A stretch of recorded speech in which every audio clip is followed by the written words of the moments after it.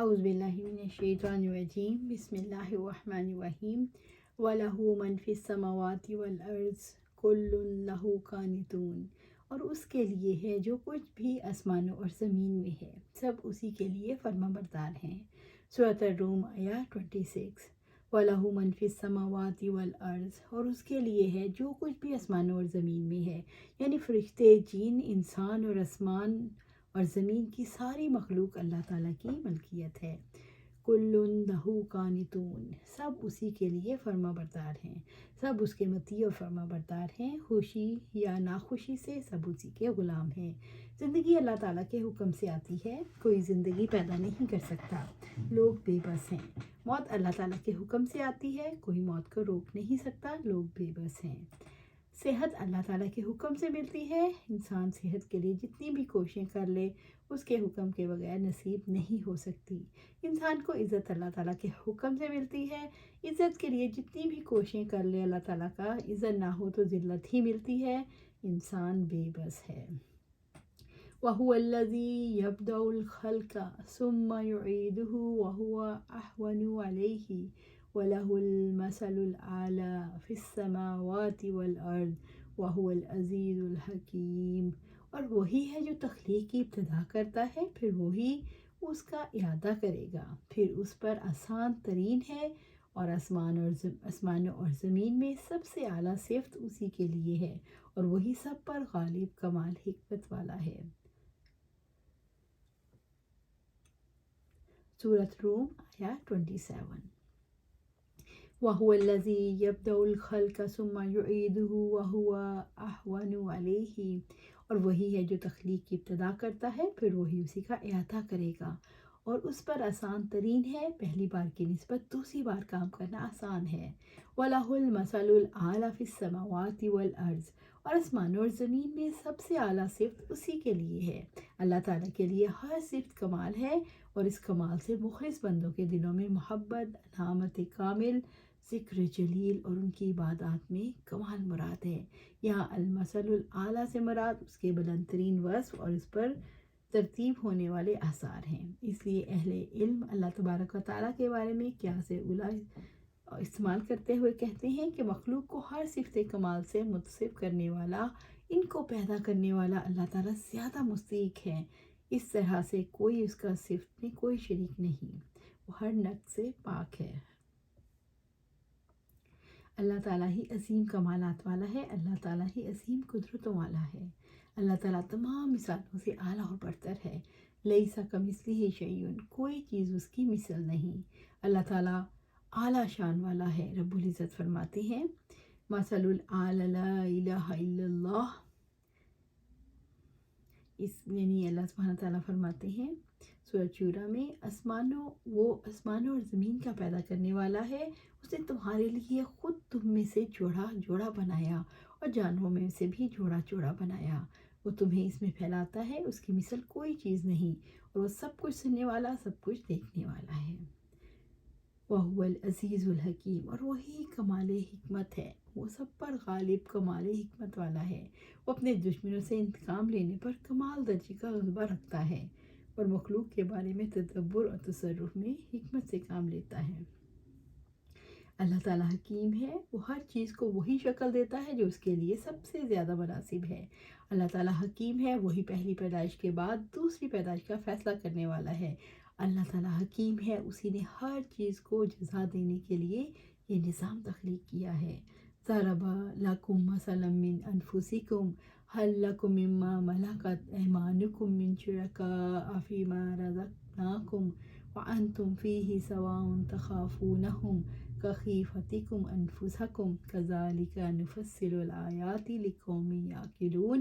اللہ تعالیٰ نے تمہارے لیے تمہاری اپنی ذات سے ایک مثال بیان کی ہے، کیا تمہارے غلاموں میں سے کوئی اس رزق میں تمہارے شریک ہیں؟ ہم نے تمہیں دے رکھا ہے، تم اس میں برابر ہو، تم ایک دوسرے سے ڈرنے کی طرح ان سے بھی ڈرتے ہو۔ اس طرح ہم آیات کھول کر بیان کرتے ہیں ان لوگوں کے لیے جو سمجھتے ہیں۔ سورۃ الروم آیا 28۔ ضرب لکم مثلا من انفسکم، اللہ تعالیٰ نے تمہارے لیے تمہاری اپنی ذات سے ایک مثال بیان کی۔ رب العزت نے شرک کی برائی واضح کرنے کے لیے مشرکوں کو اپنی ذات سے مثال عطا فرمائی۔ هل لکم مما ملکت ایمانکم من شرکاء فیما رزقناکم وانتم فیہ سواء، کیا تمہارے غلاموں میں سے کوئی اس رزق میں تمہارے شریک ہیں جو ہم نے تمہیں دے رکھا ہے، تم اس میں برابر ہو؟ کیا تم میں سے کوئی پسند کرے گا تمہارا غلام تمہارے مال میں برابر کا شریک ہو جائے، اور تمہیں یہ ڈر ہو کہ تمہارا غلام تمہارا آدھا مال بانٹ لے؟ تخافونہم کخیفتکم انفسکم، تم ایک دوسرے سے ڈرنے کی طرح ان سے بھی ڈرتے ہو، یعنی جس طرح حقیقی آزاد شریک اور اس کی تقسیم سے خوف آتا ہے، کہیں وہ تمام مال اپنے لیے مختص نہ کر لے۔ معاملہ ایسا نہیں، کیونکہ تمہارے غلاموں میں سے کوئی غلام تمہارے اس رزق میں شریک نہیں بن سکتا جو اللہ تعالیٰ نے تمہیں عطا کیا ہے، حالانکہ تم نے ان کو پیدا کیا ہے، نہ ہی تم ان کو رزق دیتے ہو اور نہ ہی وہ بھی تمہاری طرح مملوک ہیں، پھر کیوں کر اللہ تعالیٰ کی مخلوق کو اس کا شریک بنانے پر راضی ہو جاتے ہو؟ کذالک نفصل الآیات لقوم یعقلون، اسی طرح ہم آیات کھول کر بیان کرتے ہیں ان لوگوں کے لیے جو سمجھتے ہیں۔ اسی طرح ہم مثالوں کو ان لوگوں کے لیے کھول کر بیان کرتے ہیں جو عقل سے کام لیتے ہیں، جو حقائق میں غور کر کے سمجھتے ہیں۔ اللہ تعالیٰ نشانیاں سب کے لیے کھول کر بیان کرتے ہیں، مگر ان پر فقط عقل والے سبق لیتے ہیں۔ بل اتبع الذین ظلموا اہواءہم بغیر علم فمن یہدی من اضل اللہ وما لہم من ناصرین، بلکہ جن لوگوں نے ظلم کیا وہ علم کے بغیر اپنی خواہشات کے پیچھے لگے ہوئے ہیں، پھر کون اس شخص کو راستہ دکھائے گا جسے اللہ تعالیٰ نے گمراہ کر دیا، اور لوگوں کے لیے کوئی مددگار نہیں۔ سورۃ الروم آیا 29۔ بل اتبع الذین ظلموا اہواءہم بغیر علم، بلکہ جن لوگوں نے ظلم کیا وہ علم کے بغیر اپنی خواہشات کے پیچھے لگے ہوئے ہیں۔ ظلم کرنے والے جہالت سے کام لیتے ہیں اور علم کے بغیر، یقین اور دلیل کے بغیر خواہشات نفس کے پیچھے بھاگتے پھرتے ہیں۔ فَمَن يَهْدِ مَنْ أَضَلَّ اللَّهُ، پھر کون اس شخص کو راستہ دکھائے گا جس کو اللہ تعالیٰ گمراہ کرتا ہے، اسے کوئی ہدایت نہیں دے سکتا۔ اللہ تعالیٰ کسی کو اس کے ظلم کی وجہ سے گمراہ کر دیتے ہیں۔ وَمَا لَهُم مِّن نَاصِرِينَ، اور ان لوگوں کے لیے کوئی مددگار نہیں، ان کو عذاب سے بچانے والا کوئی نہیں۔ ابو ہریرہ رضی اللہ تعالیٰ عنہ بیان کرتے ہیں کہ آپ صلی اللہ علیہ وآلہ وسلم نے فرمایا، ابراہیم علیہ السلام اپنے والد آزر سے قیامت کے دن جب ملیں گے تو ان کے والد کے چہرے پر سیاہی اور غبار ہوگا۔ ابراہیم علیہ السلام کہیں گے، کیا میں نے آپ سے نہیں کہا تھا میری مخالفت نہ کیجیے؟ وہ کہیں گے، میں آج آپ کی مخالفت نہیں کرتا۔ ابراہیم علیہ السلام عرض کریں گے، اے رب، تو نے وعدہ فرمایا تھا مجھے قیامت کے دن رسوا نہیں کرے گا، آج اس رسوائی سے بڑھ کر اور کون سی رسوائی ہوگی؟ میرے والد تیری رحمت سے سب سے زیادہ دور ہیں۔ اللہ تعالیٰ فرمائے گا، میں نے جنت کافروں پر حرام کر دی ہے۔ پھر کہا جائے گا، ابراہیم علیہ السلام تمہارے قدموں کے نیچے کیا چیز ہے؟ وہ دیکھیں گے ایک ذبح کیا ہوا جانور خون میں لتھڑا ہوا وہاں پڑا ہوگا، پھر اس کے پاؤں پکڑ کر اسے جہنم میں ڈال دیا جائے گا۔ استغفر اللہ، استغفر اللہ۔ فَأَقِمْ وَجْهَكَ لِلدِّينِ حَنِيفًا فِطْرَتَ اللَّهِ الَّتِي فَطَرَ النَّاسَ عَلَيْهَا لَا تَبْدِيلَ لِخَلْقِ اللَّهِ ذَلِكَ الدِّينُ الْقَيِّمُ وَلَكِنَّ أَكْثَرَ النَّاسِ لَا يَعْلَمُونَ۔ چنانچہ آپ یکسو ہو کر اپنا رخ دین پر قائم رکھیں۔ اللہ تعالیٰ کی فطرت ہے جس پر اس نے لوگوں کو پیدا کیا۔ اللہ تعالیٰ کی تخلیق میں کوئی تبدیلی نہیں، یہی سیدھا دین ہے، لیکن اکثر لوگ نہیں جانتے۔ فَأَقِمْ وَجْهَكَ لِلدِّينِ حَنِيفًا، چنانچہ آپ یکسو ہو کر اپنا رخ دین پر قائم رکھیں۔ اللہ تعالیٰ نے رسول اللہ صلی اللہ علیہ وسلم اور مومنوں کو مخاطب کر کے فرمایا، اپنے چہروں کو دین حق یعنی اسلام پر قائم رکھو، یعنی توحید اور عمل صالح پر، اور کسی باطن دین کی طرف التفات نہ کرو۔ فَأَقِمْ وَجْهَكَ لِلدِّينِ، چنانچہ آپ اپنا رخ دین پر قائم رکھیں، اپنے آپ کو دین کی طرف متوجہ رکھیں، اور اس سے مراد اسلام، ایمان اور احسان ہے۔ حنیفہ، یکسو ہو کر، یعنی ہر طرف سے منہ پھیر کر صرف اللہ تعالیٰ کی طرف توجہ رکھیں۔ اللہ تعالیٰ نے اس لیے اپنے دین پر قائم رہنے کا حکم دیا ہے، دین ہی انسان کو خواہش پرستی سے بچا سکتا ہے۔ فطرت اللہ التی فطر الناس علیہا، اللہ تعالیٰ کی فطرت ہے جس پر اس نے لوگوں کو پیدا کیا، یعنی دین حق کی طرف اپنے چہروں کو جمائے رکھو۔ اللہ تعالیٰ نے انسان کو اسی فطرت پر یعنی ایمان اور توحید پر پیدا کیا ہے۔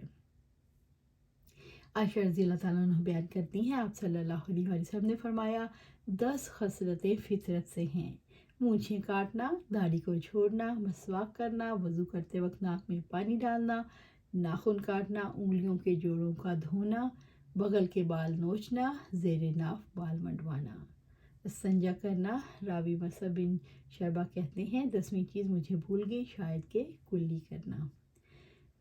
عبداللہ بن عباس رضی اللہ تعالیٰ عنہ بیان کرتے ہیں کہ آپ صلی اللہ علیہ وسلم سے مشرکوں کی اولاد کے بارے میں سوال کیا گیا تو آپ صلی اللہ علیہ وسلم نے فرمایا جب اللہ تعالیٰ نے انہیں پیدا کیا تو خوب جانتا تھا کہ وہ کیا اعمال کرنے والے ہیں۔ لا تبدیل لخلق اللہ، اللہ تعالیٰ کی تخلیق میں کوئی تبدیلی نہیں، اللہ تعالیٰ کی تخلیق کو کوئی تبدیل نہیں کر سکتا، یعنی اللہ کے دین کو نہیں بدلا جا سکتا۔ ذالک الدین القیم، یہی سیدھا دین ہے، یعنی یہی صراط مستقیم ہے جو اللہ تعالیٰ کے عزت والے گھر کی طرف پہنچاتا ہے۔ جو کوئی اس دین پر یکسو ہو کر چلتا ہے وہ صراط مستقیم پر ہے۔ ان الدین عند الاسلام، عند اللہ الاسلام، یقیناً دین اللہ تعالیٰ کے نزدیک اسلام ہے۔ ولیکن اکثر الناس لا یعلمون، لیکن اکثر لوگ نہیں جانتے۔ اکثر لوگ یہ نہیں جانتے انسان کو کس فطرت پر پیدا کیا گیا اور دین قیم پر قائم رہنا کیوں ناگزیر ہے۔ انہی وجوہات کی بنا پر اسلام سے ناشنا رہتے ہیں اور سچے دین کا علم حاصل نہیں کرتے۔ اللہ سبحانہ تعالیٰ ہمیں جو حق ہے وہ حق نظر آئے اور اس پر جما دے، اور جو باطل ہے وہ باطل نظر آئے اور اسے دور پھیر دے۔ اللہ سبحانہ تعالیٰ ہمیں صراط مستقیم پر چلا اور ہمیں جنت الفردوس کے اعلیٰ مقام پر پہنچا دے، آمین۔